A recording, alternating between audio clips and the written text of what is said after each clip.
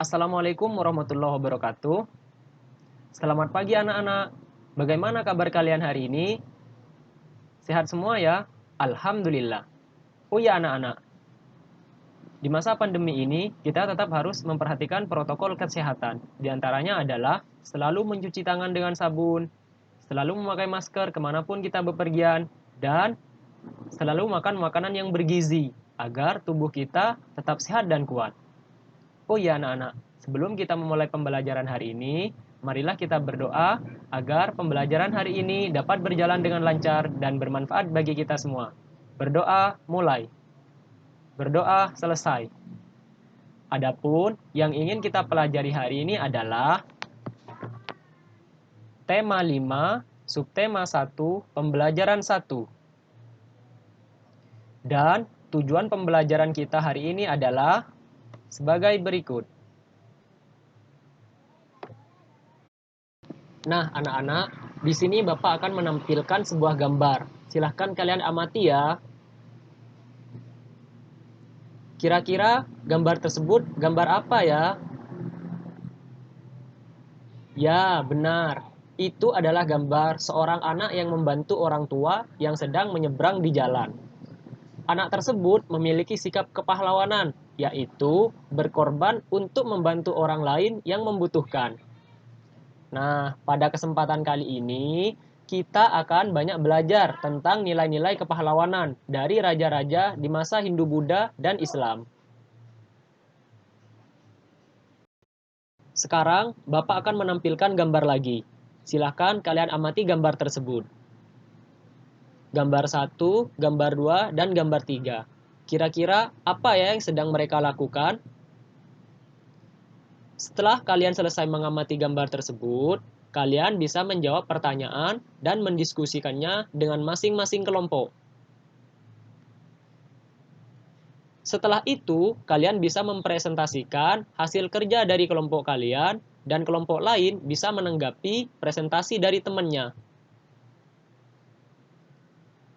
Baiklah anak-anak, Bapak akan memberikan penguatan.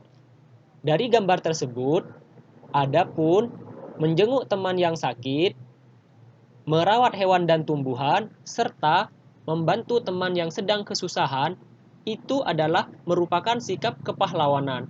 Karena pahlawan itu seseorang yang mau berkorban dan bermanfaat bagi orang lain. Maka dari itu, kita harus meneladani sikap kepahlawanan dalam kehidupan sehari-hari.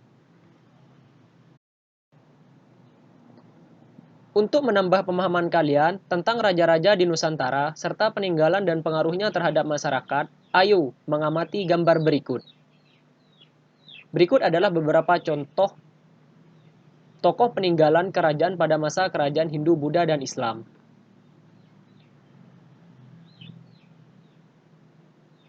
Perlu kalian ketahui bahwa peninggalan bukan hanya benda-benda bersejarah saja, akan tetapi juga pemikiran atau nilai-nilai yang bisa mempengaruhi hidup masyarakat. Misalnya, Raja Purnawarman memiliki nilai melindungi orang lain atau rakyatnya. Nilai tersebut dimiliki oleh beberapa tokoh di sekitar mereka dan mempengaruhi kehidupan masyarakat.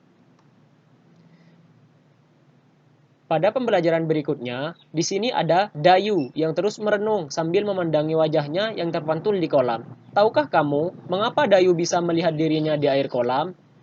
Ya, karena air bisa memantulkan cahaya. Kamu akan belajar tentang cahaya melalui percobaan berikut. Sebelum kita melakukan percobaan tentang sifat-sifat cahaya, marilah kita amati video pembelajaran berikut ini. Atau Bapak sudah sediakan video pembelajaran di YouTube. Ini adalah linknya. Silahkan kalian lihat ya. Setelah kita mengamati video pembelajaran, marilah kita melakukan percobaan sifat-sifat cahaya. Ini adalah media dan alat dan sumber belajar. Silahkan kalian sediakan alat-alat dan bahannya. Langkah yang pertama adalah seperti ini. Langkah yang kedua, langkah yang ketiga, dan langkah yang keempat. Kalian bisa menuliskan hasil kerja kalian di LKPD yang sudah Bapak sediakan dan sudah Bapak bagikan di pertemuan sebelumnya.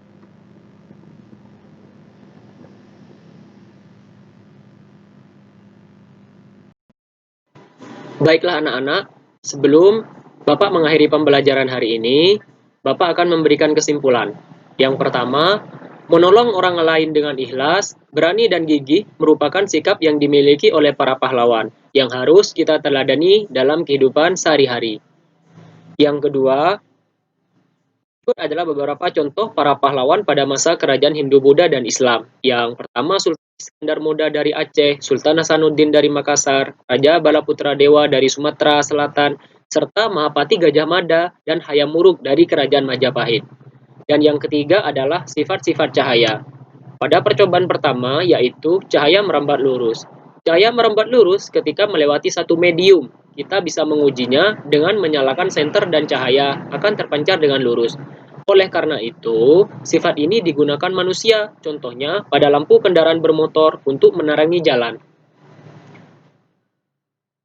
Yang kedua, yaitu cahaya menembus benda bening. Benda bening adalah benda yang dapat ditembus oleh cahaya, seperti kaca, gelas, pika, plastik, dan air jernih. Ini namanya benda bening dapat ditembus oleh cahaya, sehingga kita mampu melihat cahaya menembus benda bening. Yang ketiga, cahaya dapat dipantulkan. Pemantulan cahaya adalah proses kembali terpancarnya cahaya dari permukaan benda yang terkena cahaya. Pemantulan cahaya dibagi menjadi dua jenis. Yang pertama yaitu pemantulan teratur, dan yang kedua adalah pemantulan baur atau tidak teratur. Pemantulan teratur dapat terjadi jika cahaya mengenai benda dengan permukaan yang rata dan mengilap atau licin. Salah satu benda yang dapat memantulkan cahaya dengan teratur adalah cermin. Karena itu, kita bisa melihat bayangan di cermin karena cahaya yang terpantul dari tubuh kita memantul ke permukaan cermin, kemudian ditangkap oleh mata. Sementara itu, pemantulan baur umumnya terjadi pada tanah rata atau yang bergelombang. Nah, anak-anak, mari kita renungkan apa yang telah kamu pelajari dari materi hari ini. Apa yang ingin kamu ketahui lagi dari materi hari ini? Bagaimana sikapmu ketika mempelajari materi hari ini? Sebagai kegiatan penutup, silahkan kalian kerjakan evaluasi pembelajaran yang sudah Bapak sediakan di aplikasi Quizizz. Ini adalah link, silahkan kalian klik dan kerjakan tugas-tugasnya di aplikasi Quizizz. Nah, untuk mengakhiri pembelajaran hari ini, marilah kita berdoa agar pembelajaran hari ini bermanfaat bagi kita semua. Berdoa mulai. Berdoa selesai. Akhirul kalam. Assalamualaikum warahmatullahi wabarakatuh.